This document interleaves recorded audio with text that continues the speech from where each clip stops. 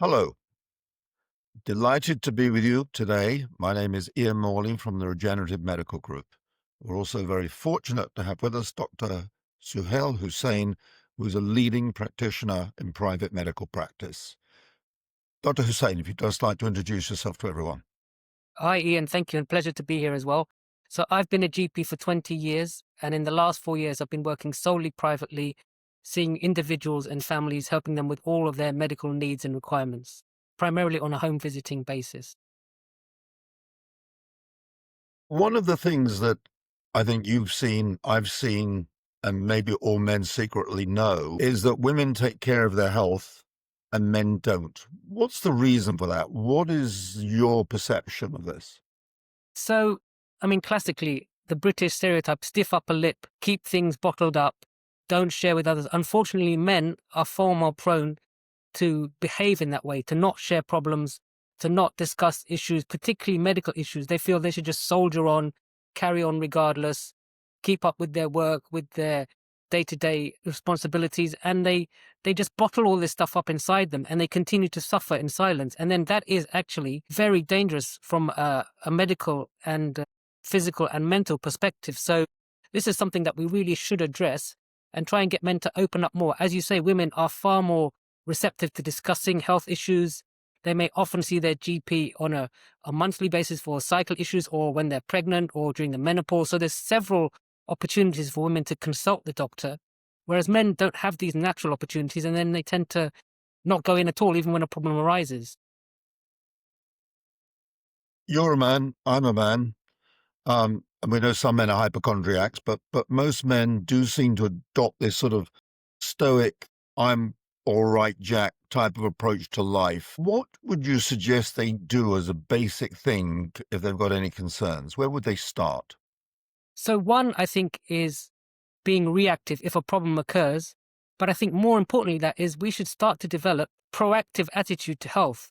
So keeping well when even there doesn't appear to be anything wrong. So thinking about what we eat, how we exercise, how we move, how we get outside, how we interact with our environment. All of these type of things are absolutely fundamental in addressing health before it becomes ill health. So keeping us well rather than preventing illness is such a key phenomenon that we don't really engage in. And since I've been working privately in the last 4 years, I have been switching more to this sort of holistic type of practice where we try and identify and deal with problems before they become an issue. So, A, being proactive, but B, encouraging men to say, it's not a problem to discuss things.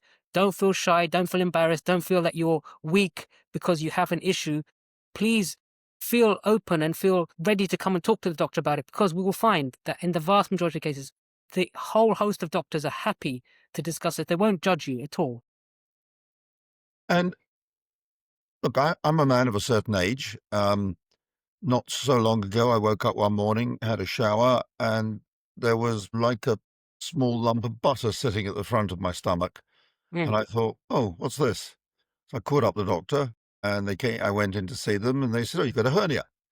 I'd heard of hernias before, but I'd never actually seen one. But I got it dealt with, and I Yeah. went in. I had the surgery, and it was dealt with.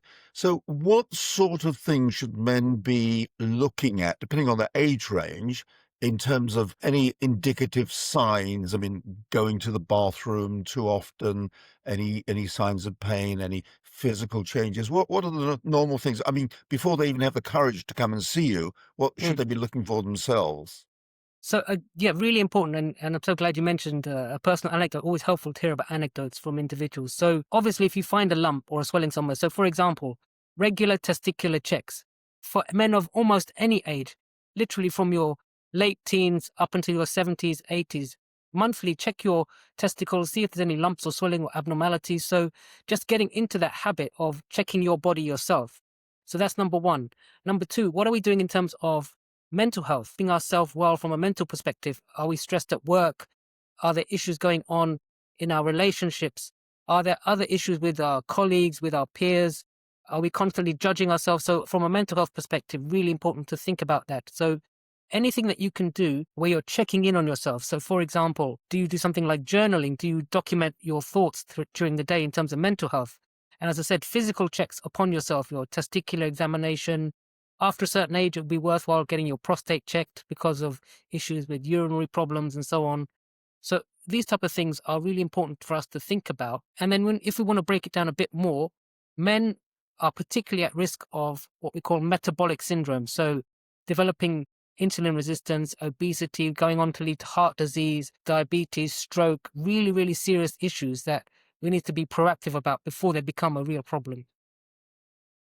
And you bring up a very important issue there. Most men, I say most men, those that I know, personal experience, we deal with the things we can see. We don't deal with the things that we feel. But we're probably cognizant if we are smoking again, if we're drinking too much, if we are failing to deal with depression. Mm. What should be the first things we do there when we come and see you? What would we expect you to do to help treat us? So, I mean, I offer a number of screenings where we can go through all of these, a detailed questionnaire in terms of your mental health, your physical health, your social issues. All of these type of things are important for us to lift the taboo around all of these topics and encourage men to talk openly and honestly about these problems because it's not a sign of weakness. It's a sign actually that you're being sensible and proactive about your health because detecting a problem early or listening to a little warning sign that you may think nothing of may prevent long-term future problems, which is really, really significant for us to think about. So, A, being open, and B, understanding that your doctor is highly unlikely to be judgmental. And without scaring anybody, I mean, what are the sort of top things that men may face, men and women, but particularly just men? Yes, as I said, particularly vascular issues. So, cardiovascular issues, diabetes. Women are somewhat protected up until the menopause when they will start to experience these more, but men can experience these issues younger. So, I have actually instances of friends of mine, a very good friend of mine in late 30s, 38, he suffered a heart attack.